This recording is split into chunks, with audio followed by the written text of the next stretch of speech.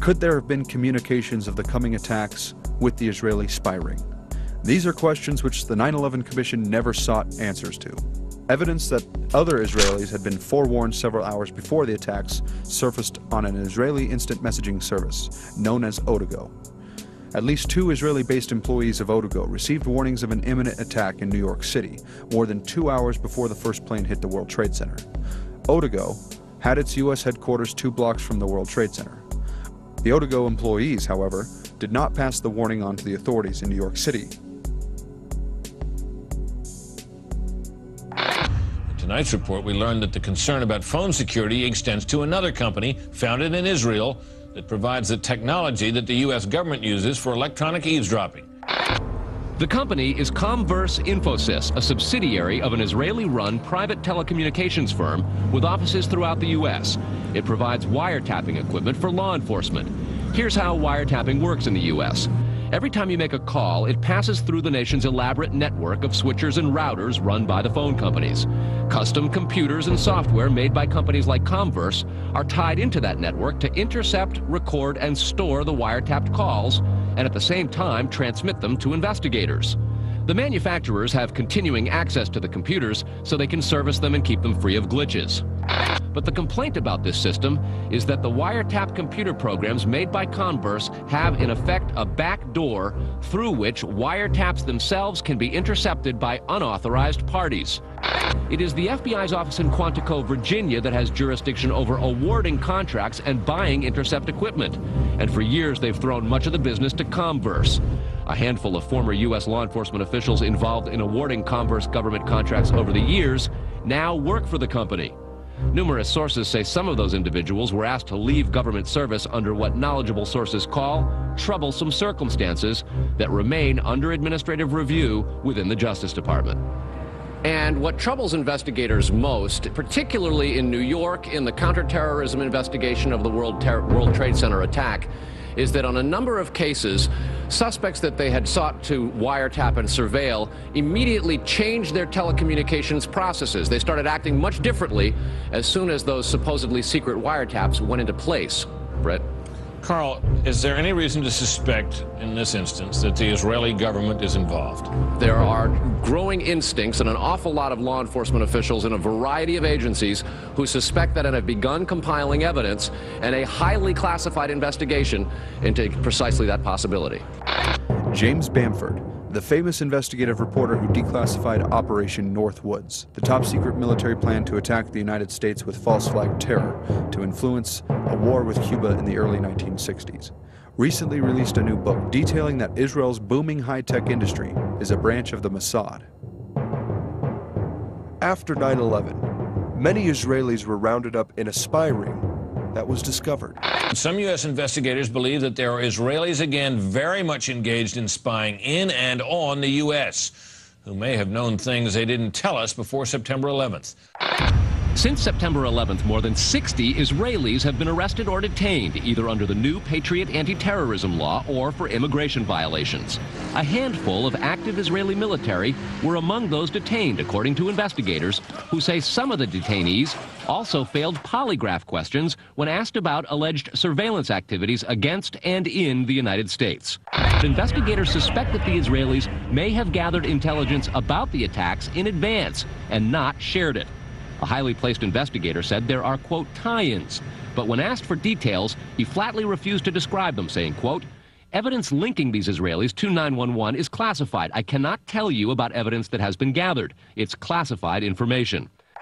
Numerous classified documents obtained by Fox News indicate that even prior to September 11th, as many as 140 other Israelis had been detained or arrested in a secretive and sprawling investigation into suspected espionage by Israelis in the United States.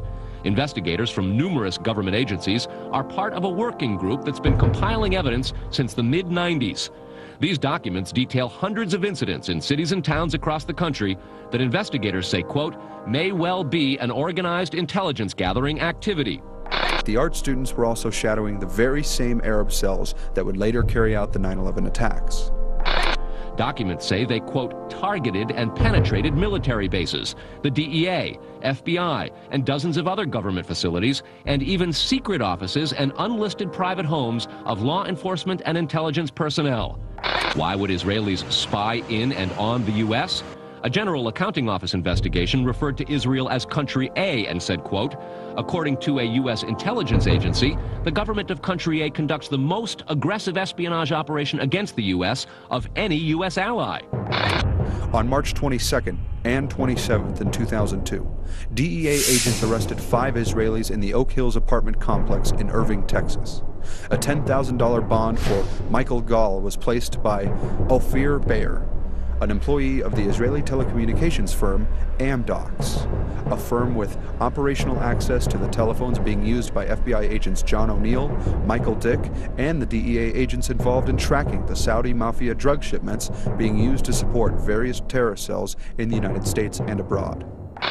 We learn about an Israeli-based private communications company for whom a half-dozen of those 60 detained suspects worked. Fox News has learned that some American terrorism investigators fear certain suspects in the September 11th attacks may have managed to stay ahead of them by knowing who and when investigators are calling on the telephone. How?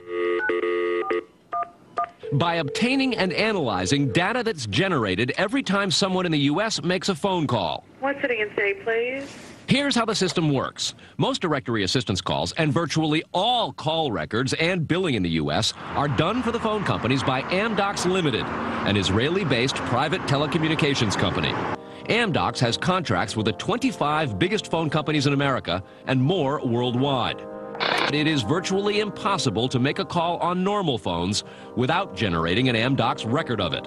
In 1999, the super-secret National Security Agency, headquartered in Northern Maryland, issued what's called a top-secret, sensitive, compartmentalized information report, TSSCI, warning that records of calls in the United States were getting into foreign hands, in Israel in particular. Asked this week about another sprawling investigation and the detention of 60 Israelis since September 11th, the Bush administration treated the questions like hot potatoes. I would just refer you to the Department of Justice with it. I'm not familiar with the report. I'm aware that some Israeli citizens have been detained. With respect to why they are being detained and the other aspects of your question, whether it's because they are in intelligence services or what they were doing, I will defer to the Department of Justice and the FBI to answer that. Special Agent Dick, who worked closely with O'Neill, had discovered a troubling ring of Israeli movers operating in New York and New Jersey, many of whom had past connections to Israeli intelligence and military demolition units. The majority of those questioned, quote, stated they served in military intelligence, electronic surveillance intercept, and/or explosive ordnance units. Dominic Suter was the head of Urban Moving Systems.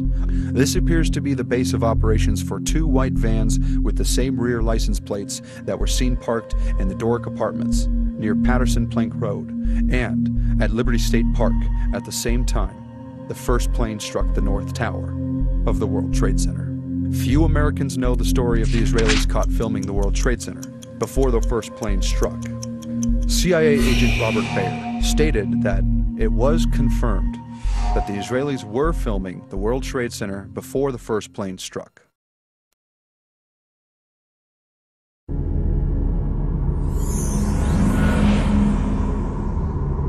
Someone mentioned in there that you had said something real quickly about someone should write a book about the white van. What did you mean by that? Well, there's an incident where there was a white van in New Jersey.